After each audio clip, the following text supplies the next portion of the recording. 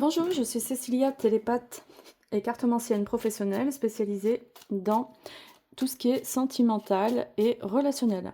Donc je vous aide dans toutes vos transitions de vie. Donc je vous aide à prendre conscience de ce que vous vivez, de vers quoi vous allez et pourquoi vous en êtes arrivé là. Donc on va faire un tirage sur toi sans consultant pour savoir quel message on peut avoir et puis on va essayer d'approfondir au niveau sentimental, relationnel, voir quelle est la tendance du moment pour toi tout de suite. Donc on va faire une consultation complète. Alors je prends 4 cartes. Donc, 1, 2,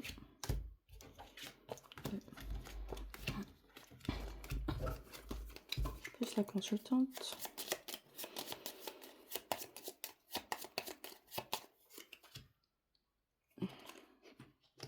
Alors ici on a la clé, la lune, le soleil,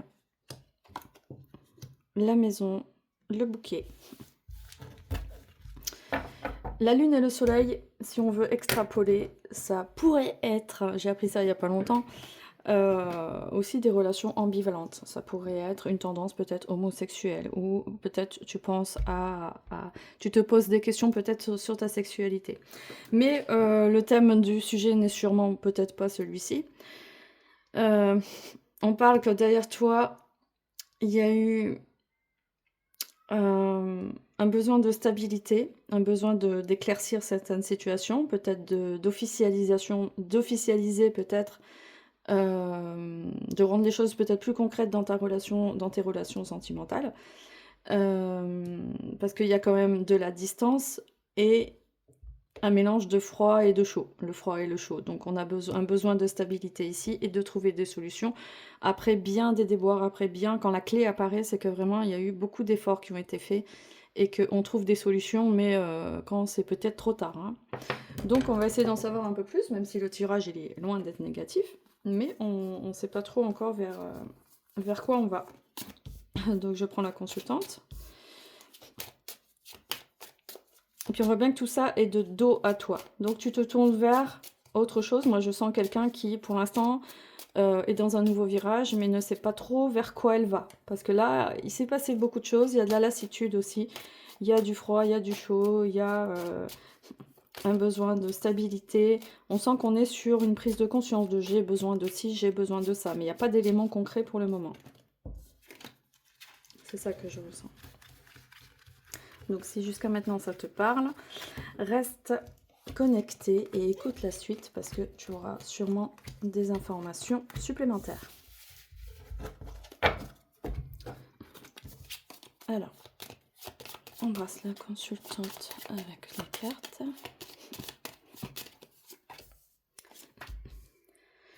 Donc moi j'utilise les interprétations traditionnelles, hein, donc vous étonnez pas si de temps en temps ça ne répond pas toujours à ce que vous pensez connaître du jeu du Petit Lenormand. Hein. Alors tu es positionné au même endroit qu'au premier jeu, avec un deuxième jeu du Petit Lenormand. On a encore la lune qui est ici, le serpent, le chemin et l'enfant. L'enfant peut montrer une traîtrise. L'enfant peut montrer que la distance qu'il y a eu ici, la froideur, a pu être liée à un sentiment de trahison, à un égarement, un éloignement. On sent qu'il y a eu quand même déjà eu une séparation avec quelqu'un. Donc il n'y a aucun homme qui apparaît, il n'y a aucun homme ou femme qui apparaît. On sent qu'il y a eu de la distance, des choses qui ne se sont pas mises, qui se sont pas vraiment ancrées. Il y a une relation qui ne s'est pas vraiment ancrée. Et avec le serpent, donc peut-être qu'il y a peut-être une volonté de toute façon c'est sûr, une volonté que la relation dure, mais avec le serpent, on voit bien qu'on n'était pas dans la même dynamique. On voit bien qu'il y avait eu un sentiment de trahison, un éloignement, ou alors on n'allait pas dans la même direction. Et la lune montre bien qu'il y a de la froideur, de la distance, et qu'on se demande peut-être si cette personne pense à nous. En tout cas, cette personne n'est pas présente, elle apparaît pas dans le jeu. Donc volontairement, je ne l'ai pas mise, parce que parfois quand il y a un couple, je mets le consultant et la consultante d'office, mais là je fais exprès de mettre que toi. Donc, oui, on est un peu sur le cul quoi dans cette histoire, on est un peu refroidi, on est un peu à se dire bah merde, Merde, j'ai pas vu le truc arriver. Peut-être j'ai été un peu naïve. Peut-être j'ai mis toute mon énergie dans ça. J'étais pas sur le bon chemin. Qu'est-ce que je fais de ça? En tout cas, tu as l'air vachement passive dans cette histoire.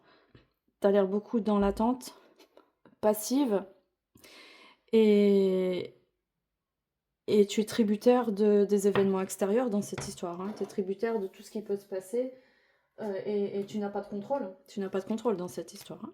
On va voir ce que le petit était là à nous dire. Alors, qu'est-ce que le petit était là pourrait nous dire comme information supplémentaire pour cette personne qui nous écoute?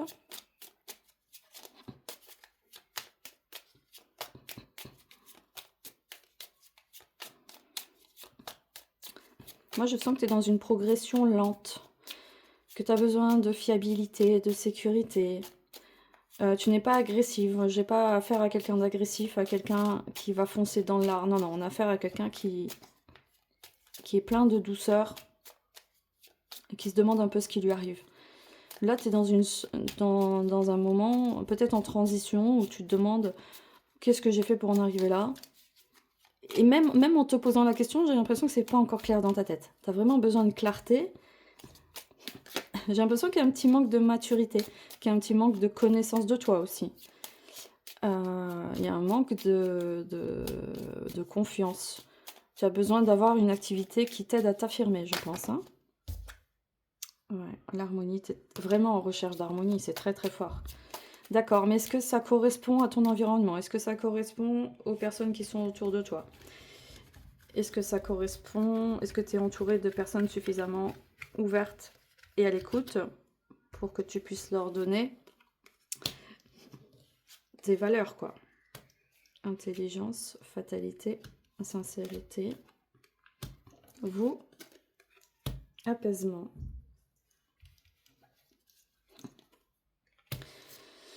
D'accord.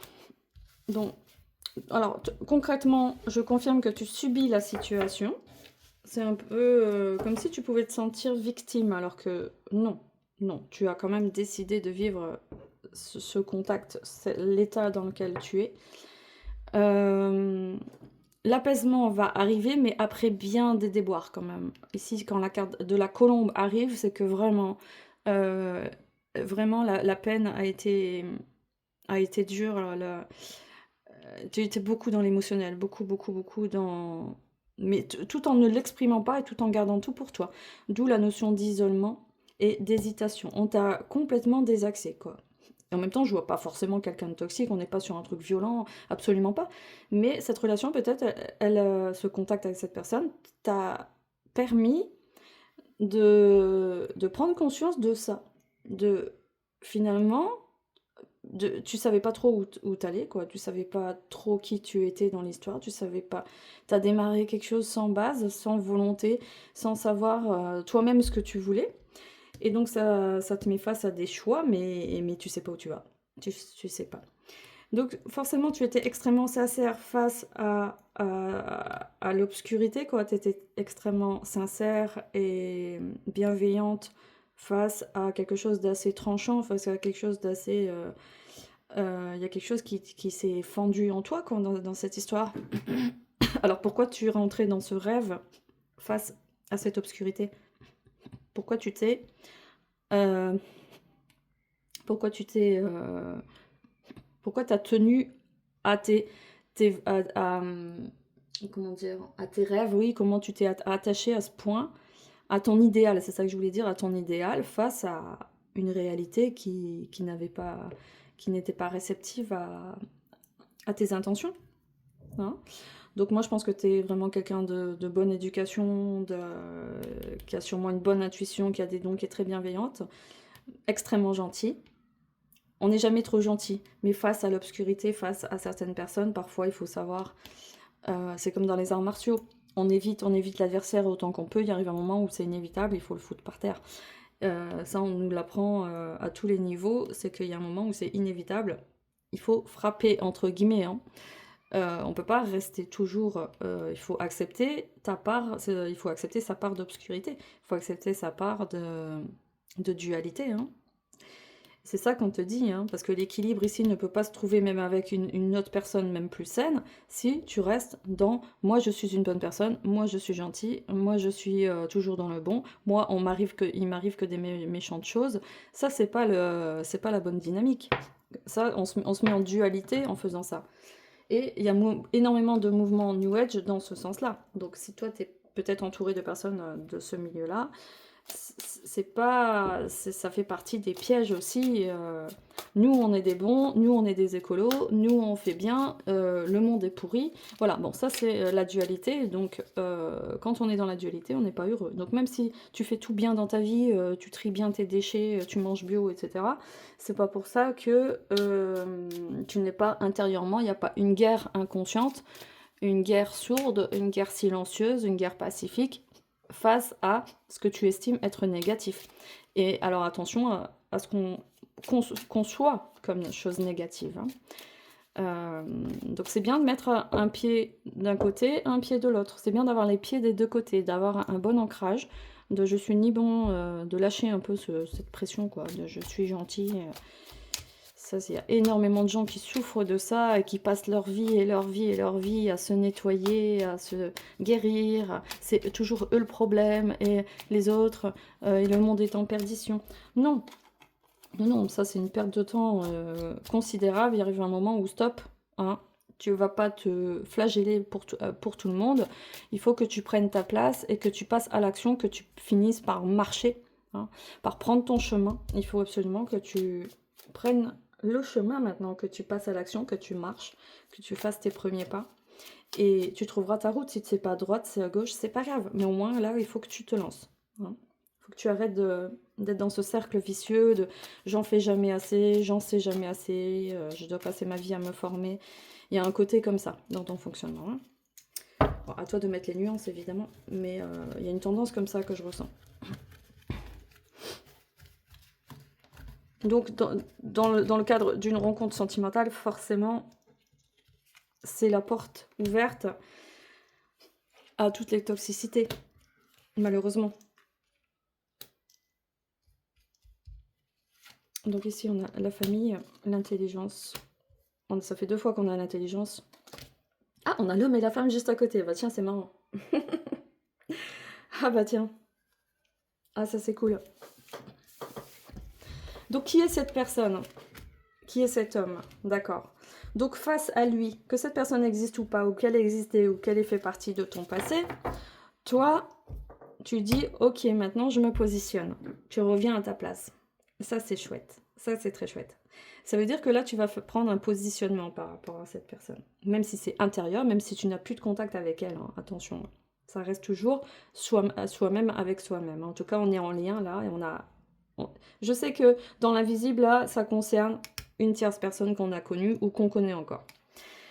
Parce que ici, on voit que ça a touché au cœur de la famille, cette histoire. On voit qu'on a dû faire preuve d'intelligence et qu'il y a peut-être des choses qui n'ont pas été dites clairement, il y a encore des secrets. On a marché un peu sur des œufs, on ne savait pas trop comment aborder certains sujets, on avait peur de s'en prendre une, quoi. Hein. Et on a l'inconstance. Oui, cette relation, elle soufflait vraiment sur le chaud et le froid, le chaud et le froid. Alors, le fait que vous soyez côte à côte, ça peut montrer qu'il y avait une connexion, ou qu'il y a toujours une connexion très forte, ça n'empêche pas. Parce qu'il y a sûrement une connexion, quelque chose qui a été fort, mais est-ce que c'est une raison pour se projeter dans un couple avec cette personne? Peut-être pas. Est-ce que c'est une raison? C'est pas parce qu'on peut avoir une connexion très forte avec quelqu'un, c'est pas pour ça que ça y est, c'est l'homme de notre vie. Ça, c'est l'erreur de beaucoup de femmes. Parce que vous n'avez pas d'autre choix, parce que vous ne vous êtes pas assez ouverte à d'autres possibilités. Vous devriez toujours avoir le choix en tant que femme. Si vous accrochez au premier venu avec lequel vous avez des connexions, mais vous ne vous rendez pas compte à quel point vous pourriez avoir des connexions avec énormément de monde. Mais ça demande du temps, ça demande des prises de conscience, ça demande de s'affirmer, d'oser sortir, de discuter avec de nouvelles personnes. C'est sûr, c'est pas évident. C'est pas évident, surtout dans les grandes villes, surtout dans certains endroits. Je peux comprendre. Mais l'erreur, c'est peut-être celle-là, dans cette histoire, de se dire, ben, c'est bon, je vais mettre toute mon énergie dans cette relation, et on verra bien, mais on voit bien que ça mène pas à grand-chose. ce n'est pas épanouissant pour toi. Alors ici, on a la carte du hasard. D'accord, donc les choses sont arrivées comme elles sont arrivées, hein, on va dire. On ne sait pas trop comment. Au niveau des émotions, ben, c'était assez chaotique. Hein. On voit bien que ça bouillonnait beaucoup, que c'était assez instable. Que peut-être cette personne faisait du gaslighting, c'est fort possible. Hein. Il y a une tendance comme ça où qui détient la lumière dans cette histoire, qui détient l'intelligence dans cette histoire, et pour te faire tourner en bruit, qu'il y a une notion comme ça, quoi, de j'ai une emprise sur toi, sur les petits, peut-être s'il y a des enfants. Il y a une sorte de possessivité douce, quoi. On n'y est pas encore, hein, il n'y a pas la carte du diable, tout ça. Mais lentement, mais sûrement, on va y arriver, quoi, dans cette histoire. Hein. Parce que malgré tout, même si vous vous parlez doucement et calmement, il y a quand même une notion d'enfermement, une notion de solitude. On ne sait pas trop sur quel pied danser, on ne sait pas où on va, c'est flou, voilà. Alors, l'argent, alors, c'est marrant parce qu'on a un contraste ici en dessous des consultants. Donc ici, on a la carte bleue et la carte de l'abondance. Donc, c'est incroyable quand même parce qu'il y a une attraction très forte entre vous. Il y a quand même un désir très fort. Un désir d'abondance, un désir de partager des choses, un désir peut-être que vous êtes fait que pour être amis. Moi, j'ai l'impression qu'il y a une forme d'amitié forte entre vous qui doit rester comme ça. On n'est pas sur une relation sentimentale constructive, constructible, c'est ça qu'on dit, constructive sur du long terme. Ici, on a la carte bleue, donc ça c'est bien, ça veut dire que cette personne, malgré tout, n'est pas nuisible. Cette personne, toutes les notions négatives vont être quand même fortement atténuées, naturellement. Mais il faut veiller quand même, rester vigilant par rapport à certains signes qu'on a depuis le début, là, quand même. Ça veut dire que même sur du long terme, on n'est pas sur quelque chose de très épanouissant. Et par expérience, là, je vous dirais que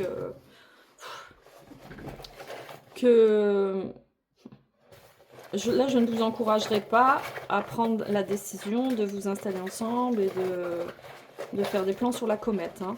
Là, je vous dirais non. Restez comme ça, continuez à faire continuez à faire grandir votre relation. Ok. Ou mettez un terme si vous sentez que vraiment là, vous allez rentrer dans quelque chose dans lequel vous n'allez pas gérer et qui vous prend trop d'énergie. Dans ce cas-là, il faut essayer de stopper ou de prendre que ce qu'il y a à prendre. Hein. Donc, il va falloir du temps dans cette histoire. Ici, on a la carte du temps. Abandon. On a la carte du temps de l'abandon. Intégration. D'accord.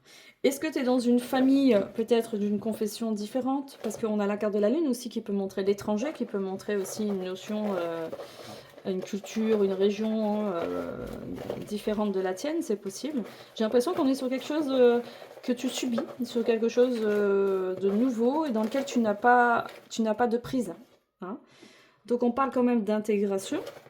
Alors tout n'est pas perdu, hein, mais tu sais quand même qu'on est sur un carcan, quelque chose qui se met autour de toi, qui est assez... comment dire, qui peut être envahissant. C'est subtil là, c'est très subtil, mais on est sur quelque chose qui peut être vachement envahissant là. Tu peux être encerclé dans cette histoire et plus savoir en sortir par la suite, attention. Hein. Commencement, partage, paix intérieure. D'accord. Moi je pense que vous êtes dans une relation karmique, que vous êtes en train de régler quelque chose. Dans ce cas-là, restez, essayez de réparer ce qu'il y a à réparer. Hein, s'il y a un effet miroir tous les deux. Mais c'est tout, quoi. Restez amis, intuition, joie, partage. D'accord. On te dit de rester dans la légèreté. On te dit de rester dans le partage. De garder que ce qu'il y a de meilleur. Expat. Ok. Ah bah voilà. C'est exactement ça. C'est ce que j'ai senti. Intégration, expat. Donc soit tu viens d'arriver en France, soit tu es parti dans un pays, soit tu es dans une famille de culture étrangère, mais en tout cas il y a quelque chose comme ça. Ou ça peut être symbolique, hein. Peut-être que tu étais pauvre et tu te retrouves dans une famille riche, qu'importe, hein, tu étais musulman, tu te retrouves chez des chrétiens, ou inversement. Qu'importe, mais il y a quelque chose, une notion comme ça, là, de... Je suis pas chez moi, je suis pas sur mon terrain, je découvre attention à ne pas te laisser envahir, de te donner du temps. On parle d'abandon, intégration, donc tu as dû abandonner beaucoup de choses, tu as dû lâcher. C'est pour ça que tu n'avais pas de repère, c'est pour ça que ça donne l'impression que tu es perdu, que tu sais pas où tu vas, parce que là tu es prise dans un engrenage là qui n'est pas le tien. Donc attention à garder ton libre arbitre, à garder ta force, quoi qu'il arrive dans n'importe quelle condition, hein. Donc prends conscience de ça, hein. Que là on parle d'abandon, tu as dû perdre, laisser tomber beaucoup de choses pour vivre ça, pour vivre cette relation. Intégration, on parle d'intégration, c'est pas évident. Commencement, partage, paix intérieure. D'accord, bon, à toi de voir si tu persistes ou pas dans cette voie. Ok, quel conseil on pourrait avoir de l'oracle des sorcières? Si on pouvait avoir un dernier message. Un conseil, quel conseil peut-on avoir pour cette personne, l'oracle des sorcières? Je le prends rarement ce jeu. Quel conseil? Oh mon Dieu. Mon Dieu, j'aime pas les cartes qui sautent. En général, je les prends pas. Attends, parce que je comprends pas l'anglais, donc j'ai écrit en français. Larmes de joie et de tristesse. Ah là là. Larmes de joie et de tristesse. Est-ce que c'est cohérent? Dis-moi si c'est cohérent, là. Larmes de joie et de tristesse. Merde, quoi. Qu'est-ce que t'as fait? Hein? Est-ce que mon choix est bon? Est-ce que je suis au bon endroit? Larmes de joie et de tristesse, regarde. Regarde où t'en es, quoi. Hein? Est-ce que ça mérite de faire des commentaires? Larmes de joie et de tristesse. Qu'est-ce que j'ai fait pour en arriver là? Qu'est-ce que j'ai abandonné? Au nom de quoi? Qu'est-ce que j'ai lâché? Quel risque j'ai pris pour gagner quoi dans cette histoire? Est-ce que je me suis pas trop... Je me suis pas inventé une relation peut-être qui n'existe pas? Je me suis attachée à une connexion. Est-ce qu'une connexion veut dire forcément qu'on doit être en couple? Ici, on a la magie de la terre. La magie de la terre. On te dit d'aller en forêt. On te dit de te reconnecter à la terre. De travailler de tes mains. Être moins dans le cérébral. Peut-être de porter des pierres. De porter des matières naturelles. De te reconnecter à ton essence de base. Parce que là, il y a une forme de déconnexion quand même. Hein. On pourra dire tout ce qu'on veut. Il est gentil, il n'est pas gentil, malgré tout. À petit feu, il y a une petite mort lente où tu disparais peu à peu dans cette histoire. Accepter l'amour, d'accord. Donc réintègre l'amour dans ta vie. Réintègre l'amour envers toi-même. Réintègre ton pouvoir féminin. Ne disparais pas dans cette histoire, d'accord, hein? Tu t'attaches à lui comme si c'était la fin du monde si tu le perdais. Tu t'attaches à lui comme si c'était la seule personne qui pouvait t'aimer sur Terre. Sûrement que tu n'as pas été aimé avant. Sûrement que peut-être il y a eu le manque du papa. Peut-être qu'il y a eu un vide à ce niveau-là.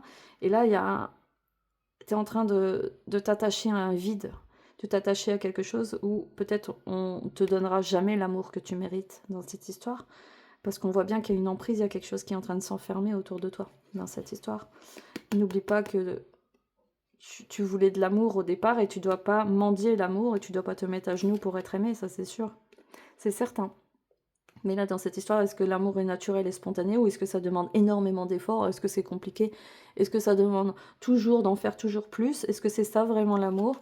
Et d'où la notion d'enfermement, de faire des choix, de chaud, de froid. Bon, voilà. Forcément, quand on n'est pas avec la bonne personne, il faut avoir la force de le dire, il faut avoir la force de réagir avant un éventuel mariage. Parce que je pense que le mariage n'est pas encore fait là dans cette histoire, mais tu as toujours le temps et la possibilité et le droit. Tu as le droit de réagir dans les temps. Tu ne crains rien, tu n'as pas à avoir peur.